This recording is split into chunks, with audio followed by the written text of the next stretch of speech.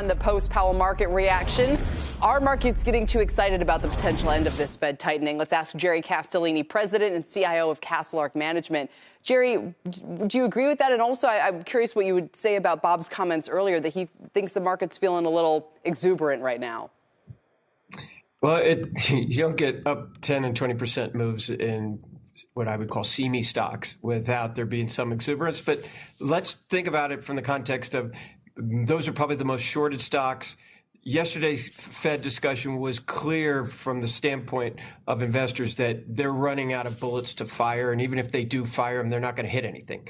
The economy, from our perspective, looks like it's in a series of slow-moving soft landings rather than the sharp, difficult one that people have been prepared for. So now all of us have to shift to, okay, where's earnings disappointment going to be rather than economic disappointment? And I think that's where if you're cleaning up a short position, you might as well cover and then be focused on some of the more the names that will come out of this better. Maybe you've got soft landings in some areas, but you certainly don't seem to have a soft landing in housing, maybe not in manufacturing. And there are others where the landings have been harder. And those are places where that's yet to come. Right. That's the whole point. Is a year ago, remember when Walmart and Target talked about having too much inventory in the wrong product?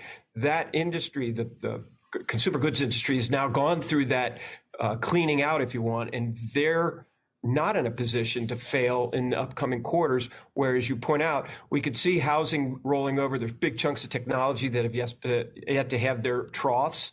But broadly, if you look at the kind of commentary that's coming out of the CEOs, it's that we're ready for something, which I don't see how you can be ready for, for at least 3 or 4 quarters now for a recession that hasn't even yet arrived and be disappointed by it.